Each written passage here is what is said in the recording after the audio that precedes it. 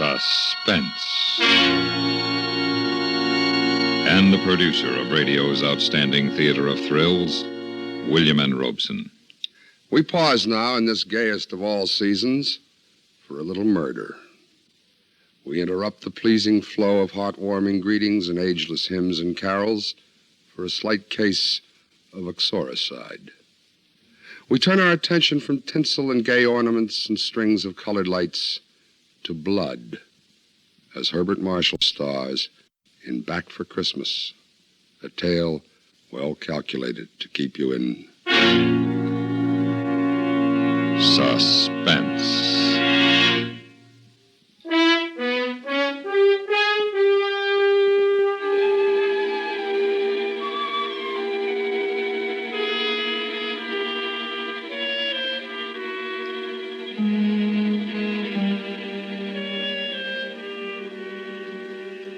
Happy, Mrs. Carpenter? Deliriously, Professor Carpenter. Well, then how about another glass of champagne? Nothing goes better with a happy bride than a glass of bubbly. Nothing? How about a happy husband? That you have. To us. To us, forever. Darling. Oh, Herbert, I'm afraid it's all a dream, and I'll wake up any minute and find myself back in that drab little bookshop in Leicester Street, searching for obscure volumes for absent-minded professors. Oh, so that's what you thought of me. Oh, not you, Herbert. You were different. I felt it the first time you came into the place. Premonition, second sight. You knew at that minute, I suppose, that I would whisk you off to America and make you my wife. Well, not exactly, but I'm awfully glad you did. Do you think you like America? I love it.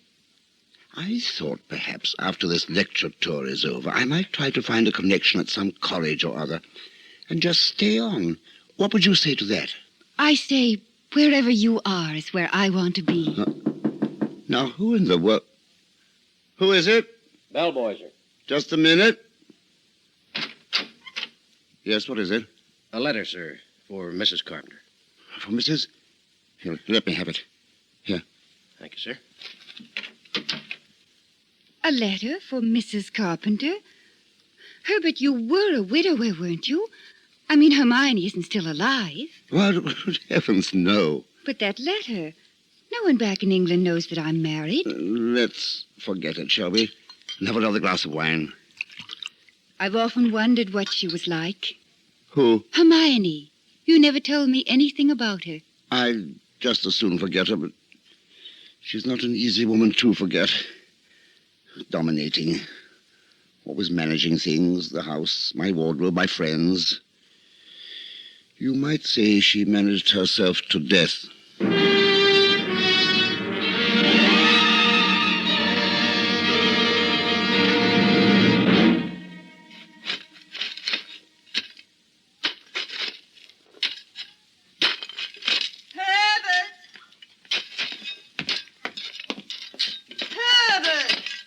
Yes, Hermione. What on earth are you doing down here in the cellar? Putting the finishing touches on this wine bin. Have you taken leave of your senses? Yes, I dare say you have. Look at you, the epitome of the absent-minded professor. Oh, I wouldn't say that. Well, I would. Whatever would become of you if I weren't here to look after you? I wonder. And, well, you might. Have you any idea what today is? Why, Tuesday, I believe. Indeed. And what is going to happen today? Well, according to your plans, we are flying to America on the 9 o'clock plane. Precisely. And the Goodenows are coming in for tea in half an hour. And here you are digging a hole in the cellar. It is not a hole, it's a wine bin. Well, it looks more like a grave to me. Yes, Hermione. Now, upstairs with you now and get into some clean things. Yes, Hermione. I've already dismissed the cook.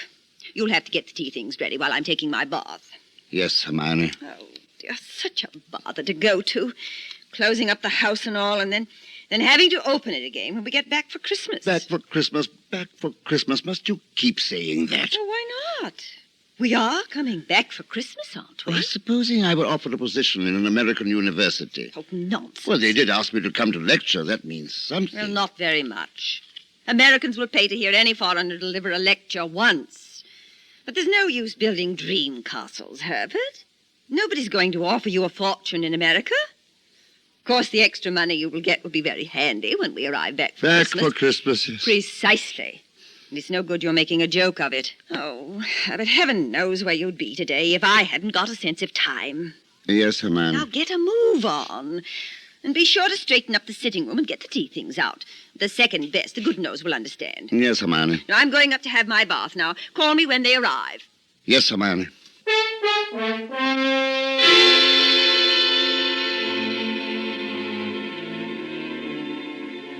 Yes, Hermione. Yes, Hermione. 20 years of it. 20 years of Hermione being right. 20 years of personal management. Down to the smallest detail of which necktie to wear and how many minutes one's eggs should be cooked. 20 years of slow strangulation, which would only have ended in dull death if it had not been for Marion. At least Marion was one detail that Hermione could not manage, could not even imagine. The mousy proprietor of a bookstore, proper, ever so intellectual, with her heavy horn-rimmed spectacles, and the absent-minded professor. But such things do happen sometimes, as they did that afternoon last summer. Good afternoon. Oh, good afternoon. Is Miss Markham about? Well, Oh, bless me. Is it you, Miss Markham? Yes, Professor Carpenter. Would I say I didn't recognize you without your glasses? Why, I thought you couldn't see a thing without them. I can't. But you're not wearing them. Oh, yes, I am. Contact lenses. Well, I must say. Must say what, Professor? Oh, I never realized what lovely eyes you have. Thank you, Professor. And that frock, it is so becoming. Well, once I decided to get rid of the horn-rimmed glasses, it wasn't too difficult to get out of tweeds. It's a delightful transformation. From cocoon to butterfly. Yes, butterflies are not nearly as lonely as cocoons. You're lonely? I'm completely alone since my father died. Did you never think of marrying? My father was a very remarkable man.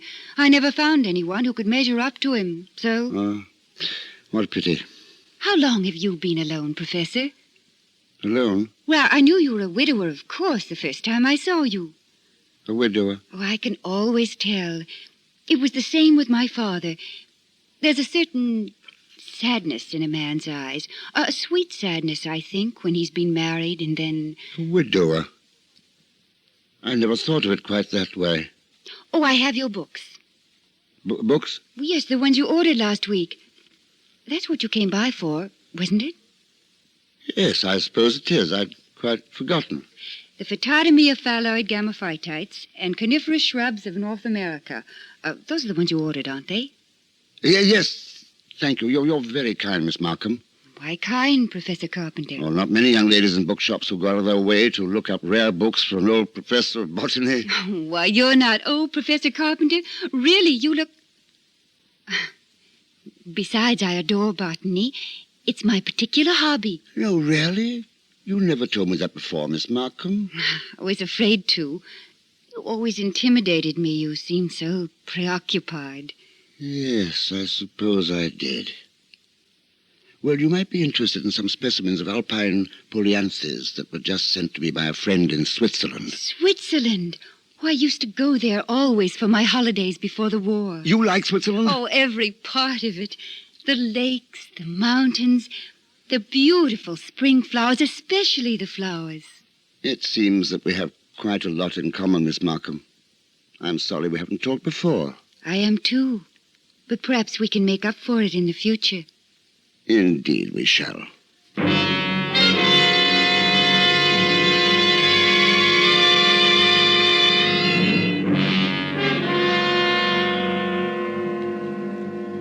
So had it begun, and one thing led to another, as they will with two lonely people. The invitation to lecture in America made a happy ending possible. While Hermione proceeded with her plans for the trip, I made my own plans, quite different plans. Now they were all but complete. Everything was proceeding according to schedule, my schedule. Even Hermione, drawing her bath upstairs, gave me the opportunity to phone Marion. Hello? Hello, dear. Darling. Are you all packed? Almost. Not much time left. I know. Excited? Breathless. Heathrow Aerodrome, 8:30. I'll be there. I love you, Marion. And I you, Herbert. Herbert? I'm sorry I've got to ring off now, darling. I'll see you at the aerodrome. Tonight and forever, darling. Goodbye for a little. Goodbye. Herbert! Were you talking on the phone just now? Yes, Hermione. Whoever was it?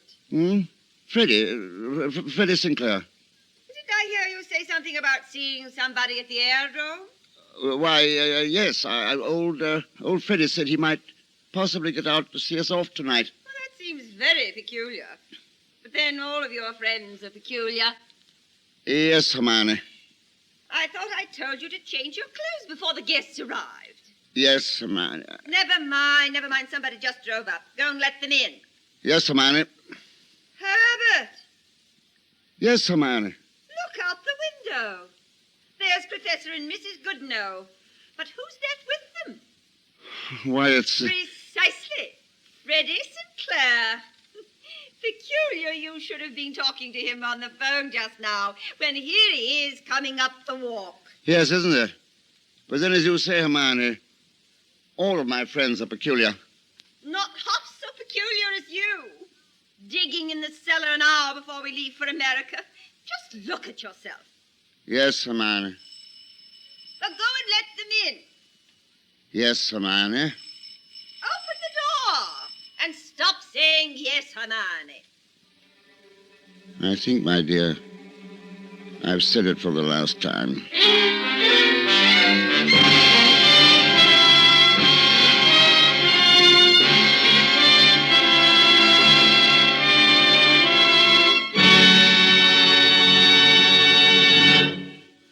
In a moment, we continue with Suspense.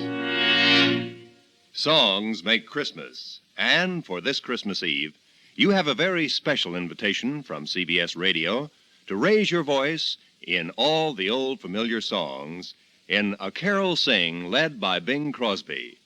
On this festive hour-long holiday show, you'll also hear Rosemary Clooney, Maurice Chevalier, Sarah Churchill, the Paul Weston Orchestra, and the Norman Luboff Choir. There'll be pickups of voices raised in Christmas song from far-off corners of the world. Whatever you're doing this Christmas Eve, wrapping packages, trimming the tree, entertaining friends, add new joy to the evening as all of you sing with Bing. And now, we continue with Back for Christmas, starring Herbert Marshall. A tale well calculated to keep you in suspense.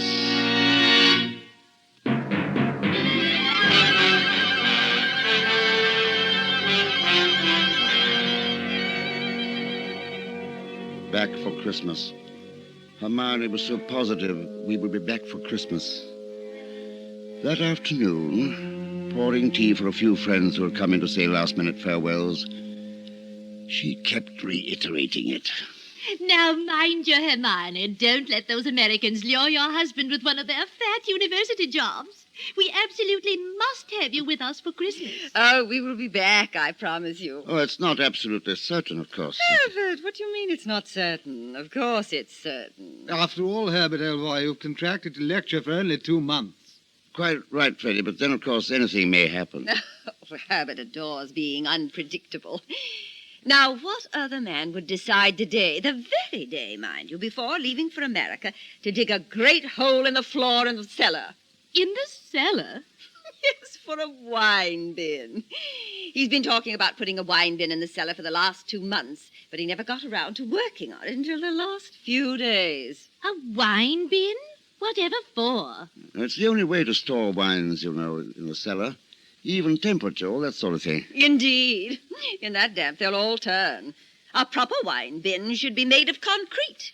Mine will serve its purpose, I believe. Oh, there you are, my dear. Men. They're impractical little boys at heart, all of them. I don't know, Hermione. Indeed they are. But not all of them are fortunate enough to have as practical a wife as you, Hermione. Oh, not really. Oh, yes, my dear. I know I could never have done what you've done. I'd just go to pieces. Imagine, Freddie, all the things one has to do before such a journey, and Hermione's done them all by herself. Oh, yes, Hermione is quite remarkable. Well, someone had to do them, and Herbert's no help. He's a lucky man to have you, my dear. You realize that, don't you, Herbert? Oh, indeed I do. You have no idea how well I realize it. Well, we really must be going. So soon? Oh, yes.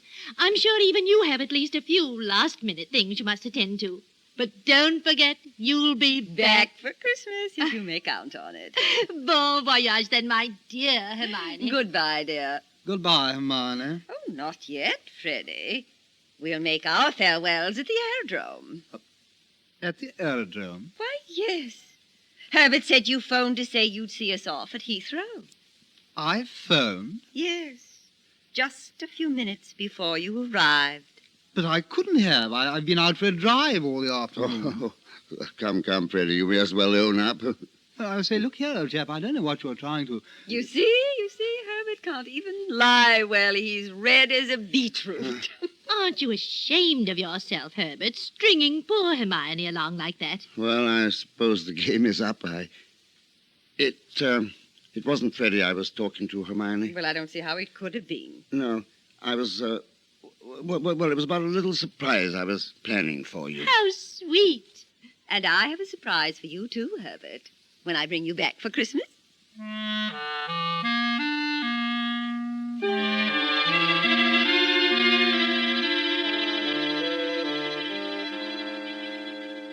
Merciful heavens, I thought they'd never leave. Oh, we still have plenty of time. Well, not if we're to leave the house in proper condition for our return. Now, Herbert, after you get that dust cloth over the Davenport, you can help me with the tea things in the scullery. No. Oh, no, not that way. Herbert, you're leaving wrinkles. Well, who's to see it, my dear? Well, I can see it, and I don't like it that way. Yes. Very well. How's this? A little better. Now, let's get at the tea things. There's a dear. Oh, Herbert, Yes? what was all this nonsense about a surprise for me? Oh, well, if I told you, then it wouldn't be a surprise, would it? Oh, come now, Herbert. We're too old to play children's games. What is it? Well, if you'll come down to the cellar, I'll give it to you. In the cellar? Why in the cellar? Because that's where it is. Oh, really, Herbert, you don't make any sense. Now, help me with the tea things. But you will come down to the cellar. Well, later, Herbert, if there's time.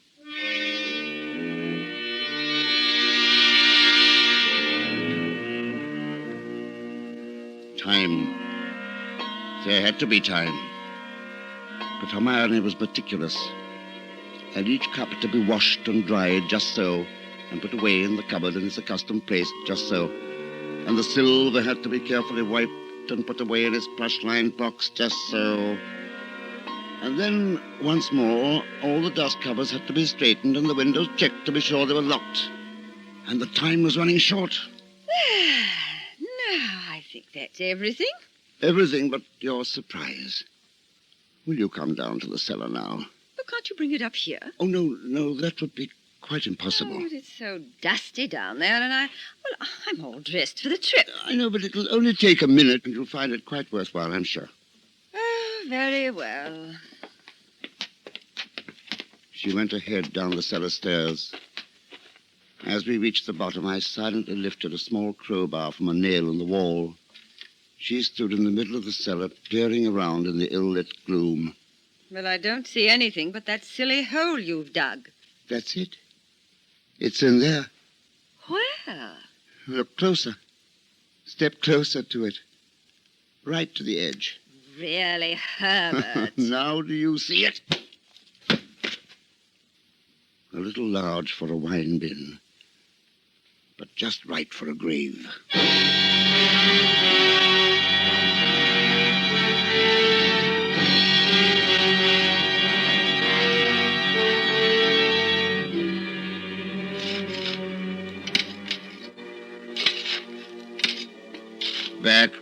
Christmas? No, Hermione.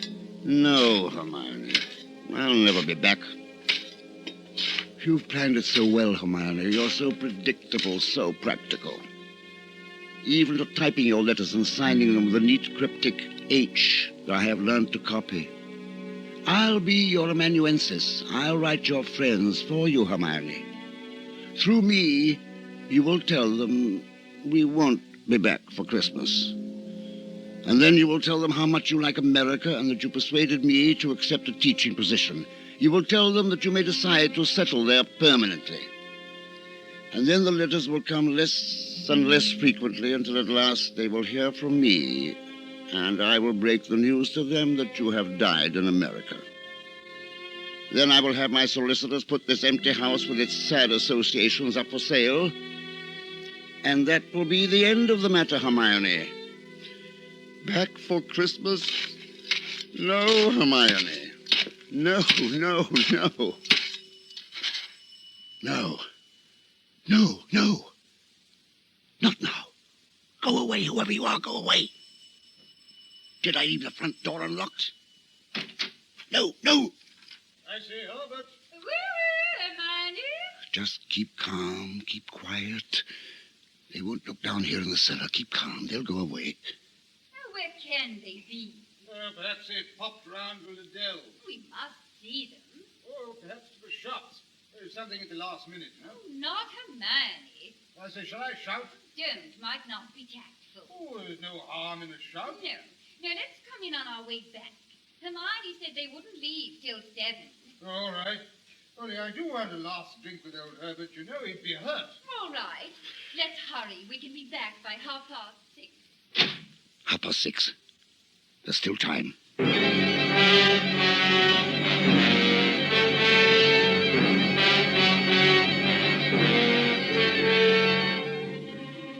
After that, it was easy.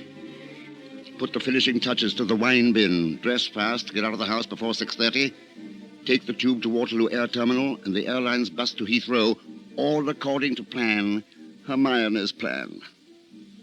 But from here on, my plan. Announcing the arrival of BOAC Flight 14 from Rome, Calcutta, and Melbourne. Passengers will please report to customs. Darling. At the end Oh, of the landing Herbert. Right on time, my dear. TWA flight Shall we check in? 509 Whatever you from Paris and say. Frankfurt. Scared? I never felt safer in my life.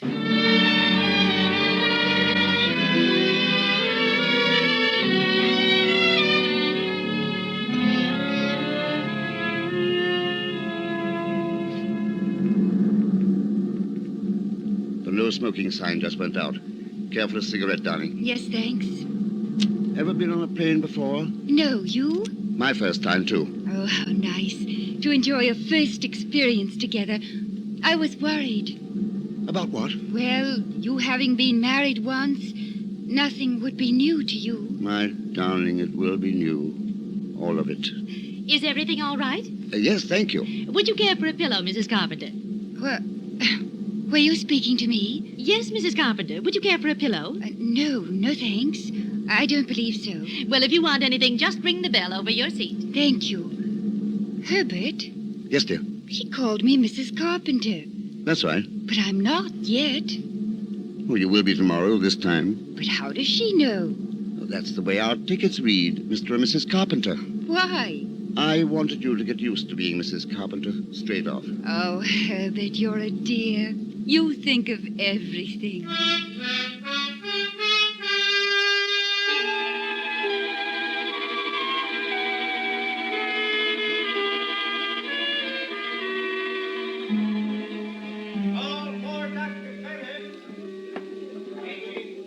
Can I help you, sir? Oh, yes, please.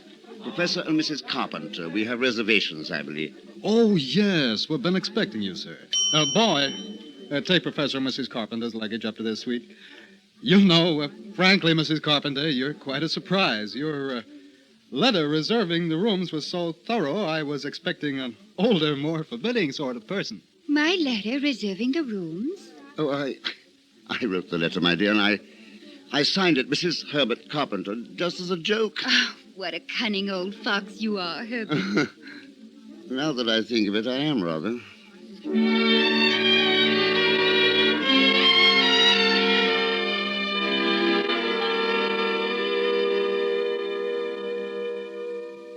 Well, Mrs. Carpenter, we might as well kill the bottle, as they say here in America. Darling, you'll make me tipsy. That's what a bride should be, just a little tipsy. Herbert, this letter the bellboy just brought seems to be a bill of some sort from a building contractor in Kensington. Oh, some mistake, no doubt. And addressed to me? Well, give it here and we'll get to the bottom of the matter. Madam, this is to acknowledge your order, together with the keys to your house in Launceston Place. Our men had no difficulty in finding the place where your husband had begun the excavation in the cellar.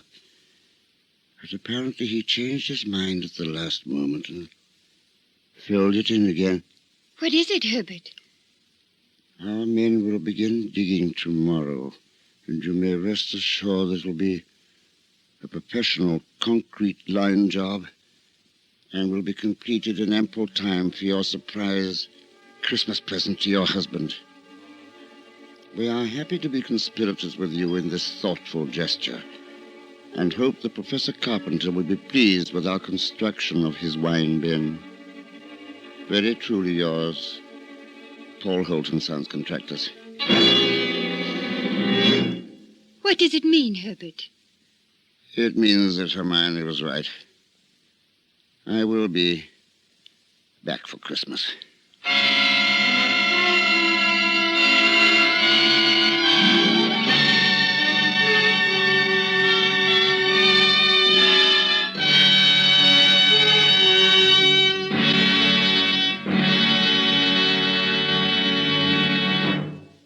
Suspense, in which Herbert Marshall starred in John Collier's story, Back for Christmas. Listen. Listen again 2 weeks from now, when we return with Russian New Year, a tale well calculated to keep you in suspense. Suspense is produced and directed by William N. Robson. Heard in tonight's cast were Irene Tedrow, Ellen Morgan, Paula Winslow, Ben Wright, and Jack Moyles. The musical score was composed by Lucien Moraweck and conducted by Wilbur Hatch. Looking for adventure, excitement, thrills, and chills, all without leaving the comforts of your own home? CBS Radio answers your need every Sunday on most of these same CBS radio stations with yours truly, Johnny Dollar. Johnny's a freelance insurance investigator, an old hand at rapping larcenists and lovely ladies, and the author of the most imaginative expense accounts in history. His tales are guaranteed to keep you between chills and chuckles. And you'll find yours truly, Johnny Dollar, right on the job when he tackles his next baffling case a little later on in the day. Ladies and gentlemen, don't let death take your holiday.